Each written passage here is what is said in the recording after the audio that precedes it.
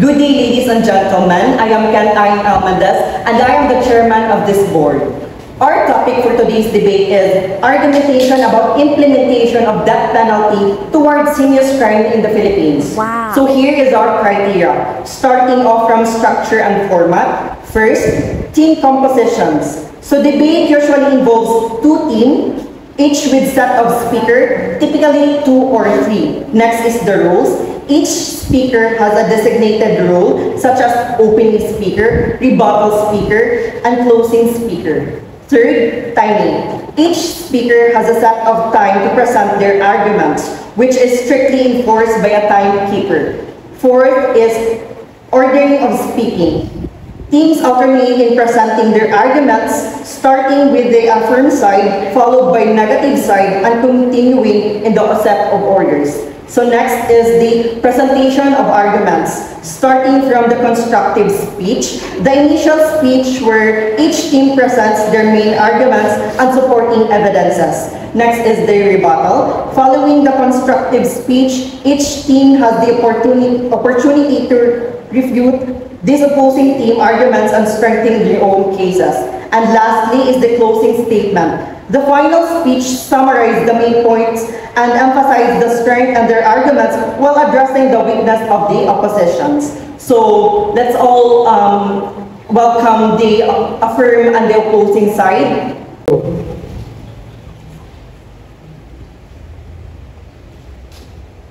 Good day, ladies and gentlemen. I'm Amelia Mujer, and I represent the House of Affirmative side on implementing the death penalty towards heinous crimes in the Philippines. I agree in implementing death penalty because it acts as a strong deterrent against the heinous crimes and preventing potential offenders from committing more crimes. By implementing this punishment, it offers the families of the victims a form of justice that cannot be achieved through other punishment. The death penalty ensures that the society is permanently protected from the dangerous criminals by eliminating the possibility of them causing harm again in the future. Through death penalty, individuals are held responsible for their actions, emphasizing personal accountability and upholding the society construct and guides our community. Should the Prime Minister of the House of the Opposition have a minute to ask questions regarding to the opening speech of the affirmative side? Okay, so I'm the Prime Minister of the House of Opposition. So regarding with your opening speech, you agree. So do you agree that in order to solve the case, is we need to take another crime? Yes or no? Yes, because life and No, yes or no? Okay, that's all. And now let us all hear for the opening speech of the House of the Opposition. So good day, ladies and gentlemen. I am Christine Salvacion, and I am pronounced as her or she. I am the Prime Minister from the House of Opposition, and I am here to stand my speech regarding the argumentation about implementation of death penalty towards heinous crimes in the Philippines. To start my speech in 3, 2, 1. Ladies and gentlemen, esteemed judges, and fellow debaters, today I stand before you to argue against the death penalty for those who commit heinous crimes. While the desire for justice and retribution is understandable, the death penalty is fundamentally flawed and fails to serve as an effective solution. It carries the irreversible risk of execution towards innocent people. This proportionately affects marginalized communities and does not demonstrably deter crime more effectively than life imprisonment. Furthermore, the death penalty perpetuates a cycle of violence and undermines our commitment to human rights and the possibility of rehabilitation. As a society is striving for justice and fairness, we must seek alternatives that upholds the dignity of all individuals and ensure true justice is served. Firstly, the most compelling argument against the death penalty is the irreversible risk of executing innocent individuals. Our judicial despite its best effort, is not infallible. As for the affirmative house, you have a minute to ask questions about the Prime Minister opening speech. I am the Prime Minister of the House of Affirmative Side, and I have a question about your opening speech regarding to your argumentation and implementation of the death penalty towards any use of crime in the Philippines. So my question is, so you don't want the victims to have the justice that they deserve? Okay, so it is not the victim having the justice, but the desire for justice is understandable. But the effectiveness and ethics of the death penalty are highly debated. It doesn't necessarily provide closure for victims' family and carries the risk. Okay, no. So moving on, let us all welcome the second speaker of the affirmative and the opposition house. Good day, ladies and gentlemen. I am Jan Picanatakan, and the second speaker of the House of the Affirmative side, and this is my speech about the implementation of the penalty towards heinous crime in the Philippines. So, the death penalty serves as a just and proportional response in cases of extreme brutality and premeditated murder, reflecting society's strong condemnation of such heinous acts and preserving the value of human life. Survivors of violent crimes can find closure and healing through the death penalty, allowing them to move on knowing that the perpetrator has been held accountable. So as for the House of Oppositions, you are now welcome to question the opening speech of the affirmative second speaker.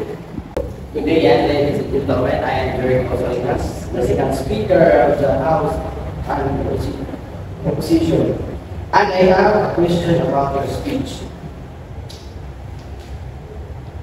So, regarding your claim, how it is a proportion to kill certain life does take justice for this crime? I think. Okay, that's all. I just proved that they can justify their claims. And now to support their claims, let us all hear the speech of the second speaker of the opposition house. Good day, ladies and gentlemen. I am Derek Osalinas. I am pronounced as he or him, and I am the second speaker of the house and the opposition, and I am here to support our claim to disagree regarding the argumentation and implementation about death penalty towards heinous crimes in the Philippines. In the realm of debating the implementation of the death penalty for heinous crimes in the Philippines, it's imperative to acknowledge the political and practical concerns that render such a measure untenable. Advocates capital punishment often its potential as a deterrent, yet countless studies have debunked this assertion, highlighting instead its failure to significantly curb crime rates by fixating on related measures like a death penalty, whereas neglecting more effective approaches to addressing crime, such as comprehensive social reform, rehabilitation programs, and improving the efficiency and fairness of the judicial system. Furthermore, the reinstatement of the death penalty in the Philippines would mark a significant regression in the country's commitment to human rights and global standards of justice. It could signify a return to an era mirrored by state-sanctioned violence and retribution, rather than progress towards a more humane and equitable society. The irreversible nature of capital punishment means that any miscarriage of justice, however rare, would result in irrevocable loss of innocent life, a risk that no legal system should be willing to tolerate. As for the House of Affirmative, you are now obliged to ask a question for the second Speaker of the House of the Opposition. So, first my question. Does the criminal deserves the human right like what the state if they also did in human act?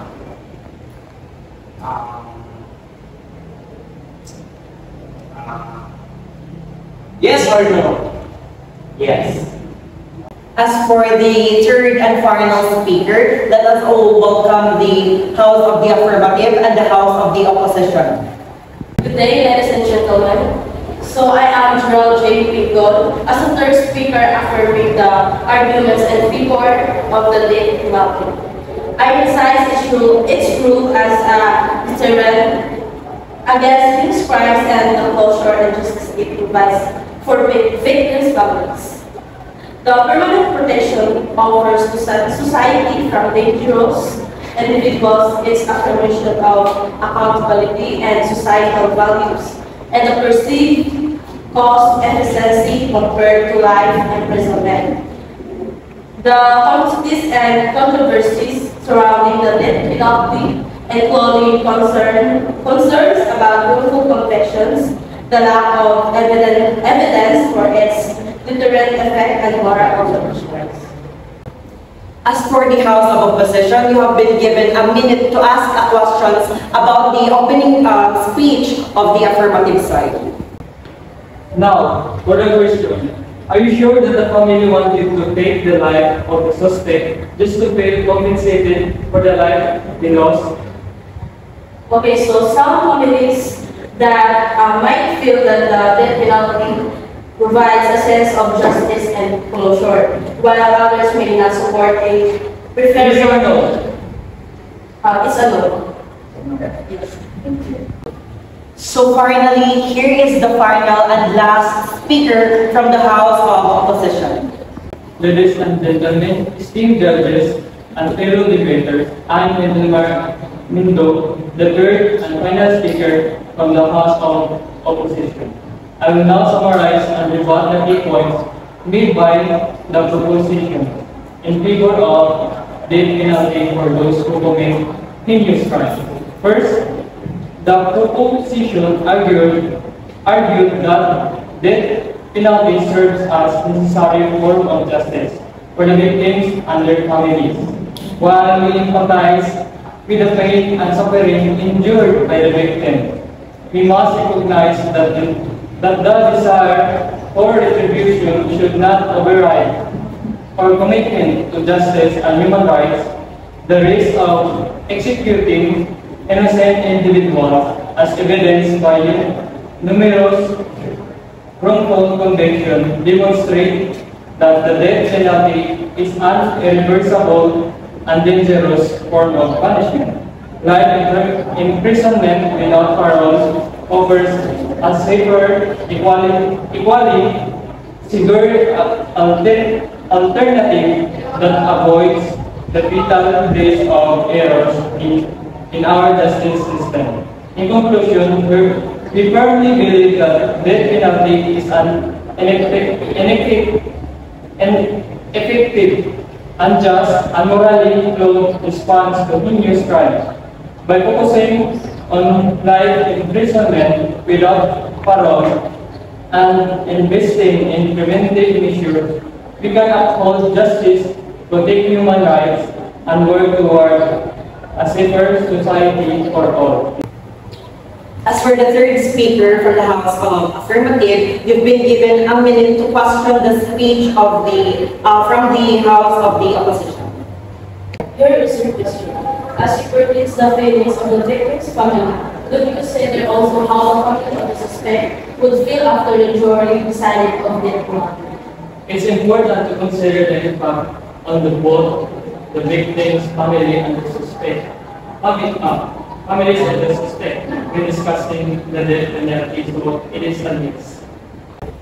To finally end this argument, we are now going to see who are in favor in the argument about implementation of death penalty towards heinous crimes in the Philippines. Raise your hand if you are in favor for argument and implementation of death penalty towards heinous crimes in the Philippines. How about for those who negate?